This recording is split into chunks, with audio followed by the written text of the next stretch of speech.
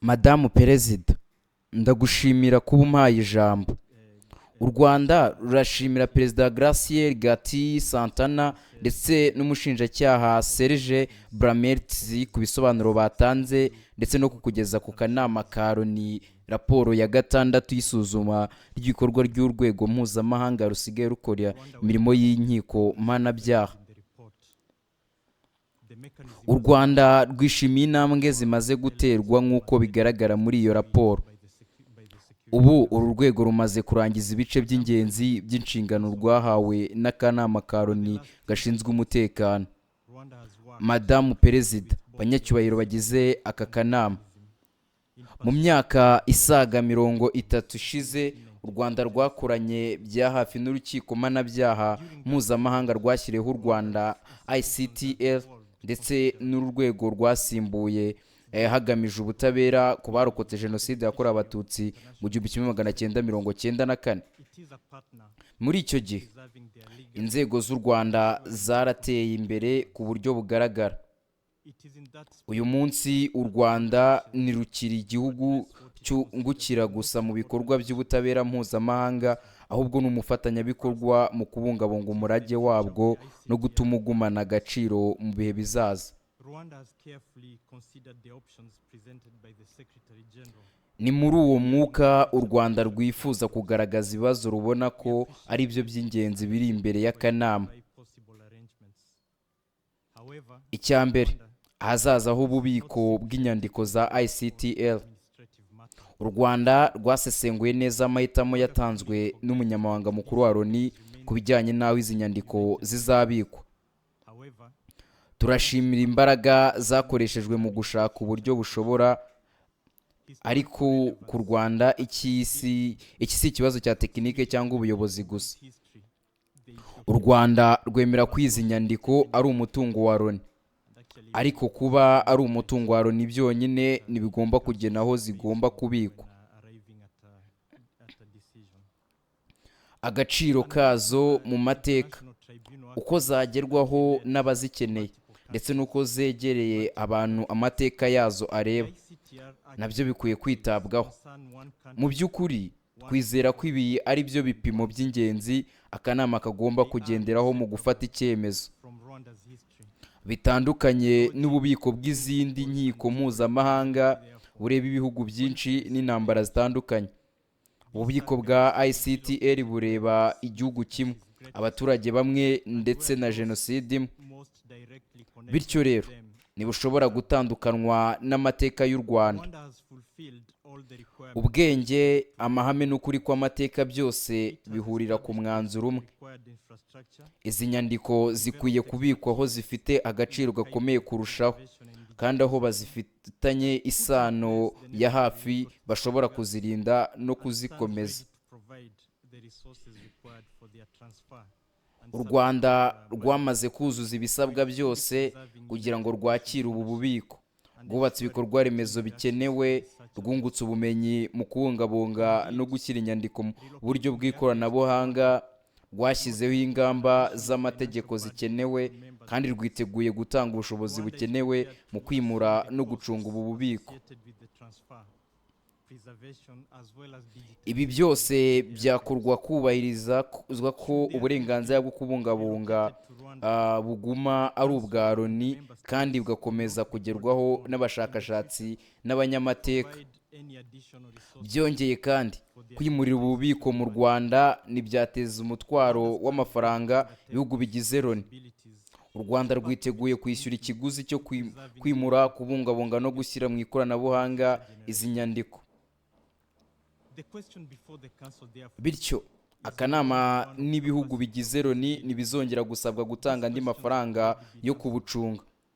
Ikibazo kiri imbere y'akanama si cy'ubushobozi cyangwa gushoboka, kuko ibyo byamaze gusubizwa. Ikibazo nyakuri ni icy'amahame. Ni hehe amateka ya jenoside yakorewe abatutsi akwiriye kubikwa kugira ngo agume afite igisobanuro, yohereze abayakeneye kandi akomeze kuba ingirakamaro kubareba. Ku barokotse jenoside yakorewe abatutsi, kwimurirwa mu Rwanda k'ububiko ntibizaba ari uguhindura aho inyandiko zibikwa gusa, ahubwo bizaba ari ugusubizwa igice cy'ingenzi cy'amateka yabo. Icya kabiri, gukomeza ubufatanye mu gukurikirana abakekwaho jenoside. Raporo igaragaza kandi akamaro k'ubufatanye butangwa n'ibiro by'ubushinjacyaha mu nzego z'ibihugu bitandukanye. U Rwanda rwishimiye iri shimwe. Abakekwaho jenoside basaga 1000 barakidegembya hirya no hino ku isi, bityo ubufatanye bukomeje ni ingenzi. Ubumenyi n'ibimenyetso byakusanyijwe mu myaka myinshi bikomeje kugira uruhare mu kugeza abakekwaho ibyaha imbere y'ubutabera. U Rwanda rwizera kandi ko ibikorwa bisigaye bijyanye n'ubushinjacyaha ku byaha bya jenoside yakorewe Abatutsi byakwegerezwa aho bikenerwa cyane. Rwiteguye kwakira ishami rito risigaye ryafasha mufatanye n'inzego z'ibihugu gushakisha abaturutse ubutabera no gukomeza ibikorwa byo kubabaza inshingano zabo, ndetse nibiba ngombwa rukishyura n'ibikenerwa mu mikorere yabyo. Icya gatatu, kwakira abakatiwe n'abarangije ibihano. U Rwanda rwongeye gushimangira ko rwiteguye kwakira abantu bakatiwe na ICTL kugira ngo baharangirize ibihano byabo. Rwiteguye kandi kwakira Abanyarwanda bagize ububabere cyangwa barangije ibihano ariko bagitegereje igisubizo kirambye. Uru rwego ruzi neza gereza z'u Rwanda n'uburyo zikora. Zitanga amacumbi akwiye, ubuvuzi, gahunda zo gusubiza abantu mu buzima busanzwe ndetse no kugenzurwa mu buryo bwigenga hakurikijwe amahame mpuzamahanga.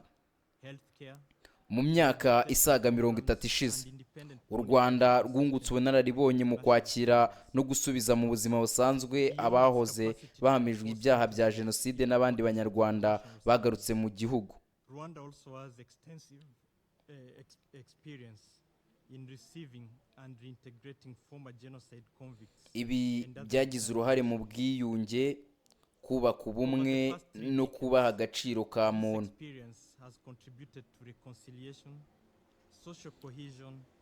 Turashishikariza akanama guha agaciro ubu busabe bw'u Rwanda bujyanye n'ihame ryo guha ibihugu inshingano zo kwiyobora mu bikorwa bibireba.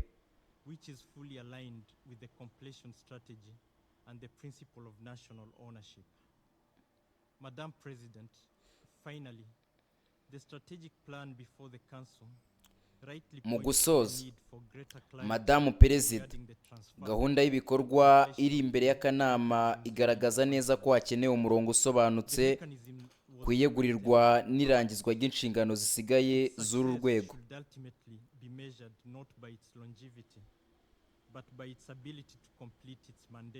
Uru rwego nirwari rugamije kubaho iteka. Intsinzi yarwo ntikwiye gupimwa n'igihe rumaze rubaho, ahubwo ni uburyo rwarangije inshingano zarwo kandi rugatanga umurongo urambye wo gucunga inshingano zisigaye. Akanama ka Loni gashinzwe umutekano niko kashyizeho ICTL n'uru rwego rwayisimbuye, kandi niko gafite inshingano zo gufata icyemezo ku cyerekezo cy'umurage wabyo. Justice and the interest of survivors whose voices these archives preserve. Nyuma y'imyaka irenga 30 jenoside yakorewe Abatutsi ibaye, u Rwanda rufite ubushobozi, ubunararibonye n'ubushake bwo kugira uruhare rukomeye mu kubungabunga umurage w'ubutabera mpuzamahanga no gukomeza imirimo isigaye. These decisions require the guidance of the Council itself. U Rwanda ruzakomeza gukorana mu buryo bwubaka n'abagize akanama ka Loni gashinzwe umutekano, uru rwego ndetse n'abafatanyabikorwa bose, kugira ngo uyu murage ukomeze kubungabungwa no gukorera inyungu z'ubutabera, ukuri n'abarokotse jenoside yakorewe Abatutsi.